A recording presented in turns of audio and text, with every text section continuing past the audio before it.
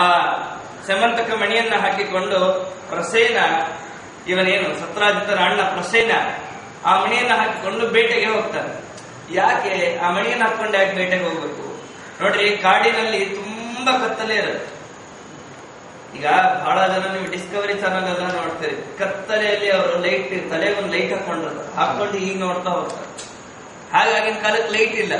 ಈ ಮಣಿಯನ್ನ ಹಾಕೊಂಡ್ರೆ ಬೆಳಕು ಬರುತ್ತೆ, ಆರಾಮಾಗಿ ನಾನು ಬೇಟೆ ಆಡಬಹುದು ಅಂತ ಆ ಮಣಿಯನ್ನ ಹಾಕಿಕೊಂಡು ಹೋದ. ಈ ಮಣಿಯನ್ನ ಒಂದು ಸಿಂಹ ನೋಡಿತು.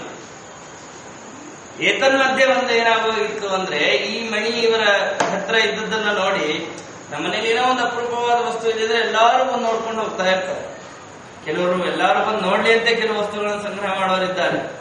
ಹಾಗೆ ಈ ಮಣಿ ಹತ್ರ ಇತ್ತು. ಹೀಗಾಗಿ ಎಲ್ಲಾರು ಕೃಷ್ಣ ಪರಮಾತ್ಮ ಬಂದ, ನೋಡಿದ ಮಣಿ ಏನ್ ಚೆನ್ನಾಗಿದೆ, ದೇವರಿಗೇನು ಇಚ್ಛೆ ಇಲ್ಲ, ಅಪ್ತ ಕಾಮಸ್ತ ಕಾಸ್ತ್ರ ನಿತ್ಯ ತೃಪ್ತನಾದ ದೇವರಿಗೆ ಏನ್ ಇಚ್ಛೆ ಇರಬೇಕು? ಏನು ಇಚ್ಛೆ ಇಲ್ಲ. ಆದ್ರೂ ಈ ಮಣಿಯನ್ನು ನೋಡಿದ ತಕ್ಷಣ ಮುಂದೆ ಆಗಬೇಕಲ್ಲ ವ್ಯಾಪಾರ.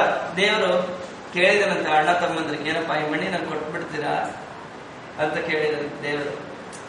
ದೇವರು ಕೇಳ್ತಾನೆ ಅನ್ನೋ ಬುದ್ಧಿ ಬರೋದೇ ಇಲ್ಲ. ಏನಾದ್ರೂ ನಮ್ಮ ವಸ್ತು ಇದ್ದು ದೊಡ್ಡವರು ಕೇಳಿದಾಗ, ಅಯ್ಯೋ ಜ್ಞಾನಿಗಳಿಗೆ ಕೇಳ್ತಾ ಇದ್ದಾರೆ, ನಮ್ ಭಾಗ್ಯ ಕೊಟ್ಟು ಬಿಡಬೇಕು ಅಂತ ಅನ್ಸೋದಿಲ್ಲ. ಇವರಿಗೇನ್ ಕೊಡೋದು? ಅಹಂಕಾರ ಬಂದ್ಬಿಡೋದು.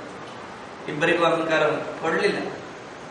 ಕೊಡದೇ ಇದ್ದದ್ದಕ್ಕೆ ಕಾರಣ, ದೇವರು ಕೇಳಿದಾಗ ಕೊಡದೇ ಇದ್ದದ್ದಕ್ಕೆ ಮುಂದೆ ಪ್ರಸೇನ ಸಾಯ್ತಾನೆ. ಆ ಮಣಿಯಿಂದಲೇ ಸಾಯ್ತಾನೆ. ಸಮಂತಕ ಮಣಿಯನ್ನ ಹಾಕಿಕೊಂಡು ತಾನು ಹೋಗ್ತಾನೆ. ದೇವರು ಕೇಳಿದ್ರು ಕೊಟ್ಟಿಲ್ಲ. ಇದು ಊರ್ ಜನರಿಗೆಲ್ಲ ಗೊತ್ತಾಯ್ತು, ಕೃಷ್ಣ ಕೇಳ್ದ ಇವ್ರು ಕೊಡ್ಲಿಲ್ಲ ಅನ್ನೋದು. ದೊಡ್ಡವ್ರು ಏನ್ ಮಾಡಿದ್ರು ದೊಡ್ಡ ಸುದ್ದಿ ಆಗೋಗುತ್ತೆ. ಅವ್ರು ಸೀನಿದ್ರೆ ದೊಡ್ಡ ಸುದ್ದಿ, ನಕ್ಕಿದ್ರೆ ದೊಡ್ಡ ಸುದ್ದಿ.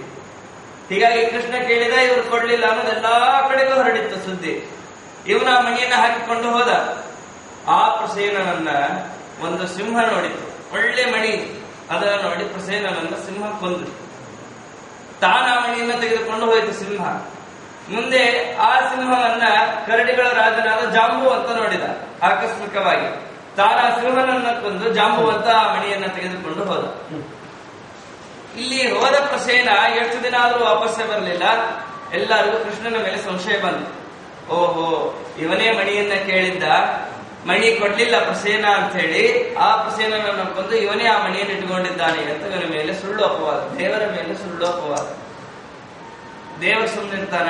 ಸಾಮಾನ್ಯ ಮನುಷ್ಯರಿಗೇನೆ ಅಪವಾದ ಬಂದ್ರೆ, ನಮಗೇನಾದ್ರೂ ಅಪವಾದ ಬಂದ್ರೆ ನಾಳೆ ಹಾಗೆ ಅಂತ ನಾವು ನಮ್ಮ ಮೇಲಿದ್ದ ಅಪವಾದವನ್ನು ತೆಗೆದು ಹಾಕೋತೀವಿ. ದೇವರು ತನ್ನ ಮೇಲಿದ್ದಂತಹ ಅಪವಾದವನ್ನು ತೆಗೆದು ಹಾಕೋಬೇಕು ಅಂತ ಕಾಡಿಗೆ ಹೋಗ್ತಾನೆ. ಹುಡುಕ್ತಾ ಕುದುರೆ ಹೆಜ್ಜೆಗಳನ್ನು ಹುಡುಕ್ತಾ ಹೋಗ್ತಾನೆ. ಕುದುರೆ ಒಂದು ಕಡೆಗೆ ಸತ್ತು ಬಿದ್ದಿತ್ತು. ಅಲ್ಲಿ ನೋಡ್ತಾನೆ, ಅಲ್ಲಿಂದ ಸಿಂಹದ ರಕ್ತದ ಹೆಜ್ಜೆಗಳಿತ್ತು. ಅರ್ಥಾತ್ ಪ್ರಸೇನನ್ನ ಕೊಂದು ಅದೇ ರಕ್ತದ ಹೆಜ್ಜೆಯಿಂದ ಸಿಂಹ ಮುಂದೆ ಹೋಗಿದೆ. ಅದನ್ನ ನೋಡ್ತಾ ಹೋದ. ಒಂದು ಕಡೆಗೆ ಸಿಂಹ ಸತ್ತು ಬಿತ್ತು. ಅಲ್ಲಿಂದ ಕರಡಿಯ ಹೆಜ್ಜೆಗಳನ್ನು ನೋಡಿದ. ಆ ಹೆಜ್ಜೆ ಹಾಗೇ ಗುಹೆಯ ಹತ್ತಿರ ಒಂದು ದೊಡ್ಡ ವಿಂಧ್ಯಗಿರಿಯ ಪರ್ವತದ ಗುಹೆ, ಆ ಗುಹೆ ಒಳಗಿನ ತನ ಕರಡಿಯ ಹೆಜ್ಜೆ. ಎಲ್ಲಾ ಬಲರಾಮ, ಅನೇಕ ಯಾದವರು ಕೂಡ ಕೃಷ್ಣನ ಜೊತೆಗೆ ಹೋಗಿದ್ದಾರೆ. ಕರಡಿ ಗುಹೆಯಲ್ಲಿ ಇದೆ ಗೊತ್ತಾಯ್ತು. ಯಾದವರನ್ನ, ಬಲರಾಮನನ್ನ ಹಿಡಿದು ಎಲ್ಲರನ್ನು ಕೃಷ್ಣ ಅಲ್ಲಿ ನಿಲ್ಲಿಸಿದ. ನೀವೆಲ್ಲ ಇಲ್ಲೇ ನಿಂದಲ್ಲಿ, ನಾನು ಒಳಗೆ ಹೋಗಿ ಬರ್ತೇನೆ ಅಂತ. ಒಳಗೆ ಹೋದ್ರೆ ಜಾಂಬುವಂತ ಗುಹಾ ಇವತ್ತಿಗೂ ಇದೆ. ನಾವು ನೋಡಲೇಬೇಕಾದಂತಹ ಒಂದು ಕ್ಷೇತ್ರ. ಅಂದ್ರೆ ಇಷ್ಟು ಆಶ್ಚರ್ಯ ಇದೆ. ಗುಹಾ ಅಂದ್ರೆ ನಮ್ಮ ಐಡಿಯಾ ಪ್ರಕಾರ ಹೀಗೊಂದು ಯು ಶೇಪ್ ಅಲ್ಲಿ ಒಂದು ಕಮಾನ್ ಇರುತ್ತೆ, ಒಳಗೆ ಹೋದ್ರೆ ಗುಹೆ ಅಂತ ಅನ್ಕೋತೀವಿ. ಅದು ಹಾಗಿಲ್ಲ, ಹೀಗೆ ಅಂಡರ್ ಗ್ರೌಂಡ್ ತರ. ಈಗ ಮೇಲ್ಗಡೆ ಒಂದಿಷ್ಟು ಜಾಗ, ಅಲ್ಲಿ ಇಳಿದು ಒಳಗೆ ಹೋದ್ರೆ ಎಷ್ಟು ದೊಡ್ಡ ಗುಹೆ ಇದೆ ಗೊತ್ತಾ? ಸ್ವಾಮಿಗಳ ಜೊತೆಗೆ ನಾವು ಹೋದಾಗ ದ್ವಾರಕಾದಿಂದ ಹೊರಟಿದ್ವಿ. ಆಗ ಈ ಜಾಂಬುವಂತನ ಗುಹಾ ದರ್ಶನವನ್ನ ಮಾಡಿಕೊಂಡು ಬಂದ್ವಿ. ಇವತ್ತು ನಮ್ಮ ಮಠದ ವೆಬ್ಸೈಟ್ ನಲ್ಲಿ ಅದರ ಫೋಟೋ ಇದೆ, ನೀವು ನೋಡಬಹುದು. ಇಷ್ಟು ರಮಣೀಯವಾಗಿದೆ. ಅದು ಒಳಗಡೆ ಅಷ್ಟು ದೊಡ್ಡದಿದೆ ಅಂತ ನಾವು ಈ ಯೋಚನೆ ಮಾಡಲಿಕ್ಕೂ ಸಾಧ್ಯ. ಅಂಥ ದೊಡ್ಡ ಗುಹೆ. ಕೃಷ್ಣ ಒಳಗೋದ. 1 ದಿನ ಆಯ್ತು, 2 ದಿನ ಆಯ್ತು, 3 ದಿನ ಆಯ್ತು, ಏನ್ ವಾಪಸ್ಸೇ ಬರ್ಲಿಲ್ಲ. ಯುದ್ಧ ಆರಂಭ ಆಗಿದೆ ಒಳಗಡೆ. 4 ದಿನ ನಿಂತು ನೋಡಿದ್ರು ಇವರೆಲ್ಲ, ಓಹೋ ಕೃಷ್ಣ ಸತ್ತು ಹೋಗಿದ್ದಾನೆ. ಯಾರಿಗೂ ಒಳಗೋಗಿ ನೋಡೋದೇನೇ ಇಲ್ಲ. ಯಾಕಂದ್ರೆ ಕೃಷ್ಣನೇ ಹೋದವನು ಬಂದಿಲ್ಲ ಅಂದ್ರೆ ನಮ್ ಗತಿ ಏನು? ಯಾರೂ ಹೊರಗೆ ಬರಲಿಲ್ಲ. ಹಾಗಾದ್ರೆ ಕೃಷ್ಣ ಸತ್ತಿರಬೇಕು ಅಂತ ಬಂದೆಲ್ಲಾರು ದುಃಖ ಪಡ್ತಾ ಅಳ್ತಾ ಕೂತಿದ್ದಾರೆ.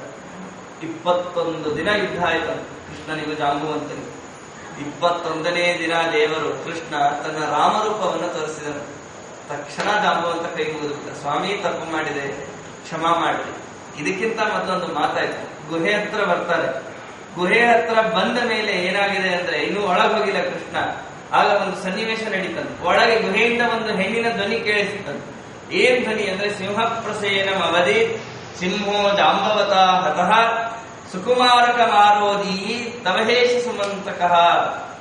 ಸುಕುಮಾರಕನೇ ಅಳಬೇಡ, ಸಿಂಹನು ಪ್ರಸೇನನನ್ನ ಕೊಂದಿತು, ಆ ಸಿಂಹವನ್ನ ಜಾಂಬುವಂತ ಕೊಂದ, ಈಗ ಆ ಮಣಿ ನಿನ್ನದೇ ಅಂತ ಜಾಂಬುವಂತನ ಮಗುವನ್ನ ಒಂದು ಹೆಣ್ಣು ಯಾರು ಜಾಂಬವತಿ ಆಟ ಆಡಿಸ್ತಾ ಇದ್ದಾರೆ. ಇದನ್ನ ಕೇಳಿ ಕೃಷ್ಣ ಒಳಗೆ ಹೋದ, ಯುದ್ಧ ಮಾಡಿದ. 21 ದಿನ ಯುದ್ಧ ಆಯಿತು.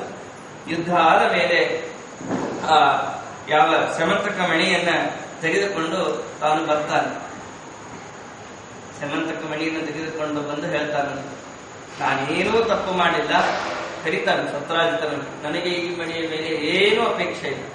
ನೋಡ್ರಿ, 21 ದಿನ ಯುದ್ಧ ಆದ ಮೇಲೆ ರಾಮದೇವರ ರೂಪವನ್ನ ಕೃಷ್ಣ ತೋರಿಸಿದಾಗ ಜಾಂಬುವಂತ ಆ ಸಮಂತಕ ಮಣಿಯನ್ನು ಕೊಟ್ಟು ತನ್ನ ಕನ್ಯಾಮಣಿಯನ್ನು ಕೊಡ್ತಾನೆ. ಅರ್ಥ ಜಾಂಬವತಿಯನ್ನ ಕೊಟ್ಟು ಮದುವೆ ಮಾಡಿ ಕೊಡ್ತಾನೆ. ವರದಕ್ಷಿಣೆಯಾಗಿ ಸಮಂತಕ ಮಣಿಯನ್ನು ಕೊಡ್ತಾನೆ. ಈಗ ಆಕ್ಚುಲಿ ಈ ಮಣಿ ಕೃಷ್ಣಂದು, ಆದರೂ ಕೃಷ್ಣ ಬಂದವನೇ ಯಾವ ಸತ್ರಾಜಿತನನ್ನು ಕರೀತಾನೆ, ನನಗೂ ಈ ಮಣಿಗೂ ಏನೂ ಸಂಬಂಧ ಇಲ್ಲ, ತಗೋ ನಿನ್ನ ಮಣಿಯನ್ನು ಅಂತ ವಾಪಸ್ ಕೊಟ್ರೆ ಸತ್ರಾಜಿತ ಕೈ ಮುಗಿದು ಹೇಳ್ತಾನೆ, ಸರ್ವಥಾ ನನಗೆ ಈ ಮಣಿ ಬೇಡ. ಮತ್ತೆ ಅವನು ತನ್ನ ಮಗಳಾದಂತಹ ಸತ್ಯಭಾಮೆಯನ್ನ ಮದುವೆ ಮಾಡಿಕೊಡ್ತಾನೆ. ಹೀಗೆ ದೇವರು ತನ್ನ ಮೇಲೆ ಬಂದಂತಹ ಅಪವಾದವನ್ನ ಕಳೆದುಕೊಂಡ ಅಂತ ಈ ಸಮಂತಕೋಪಾಖ್ಯಾನದಲ್ಲಿ ನಾವು ಕೇಳ್ತೇವೆ.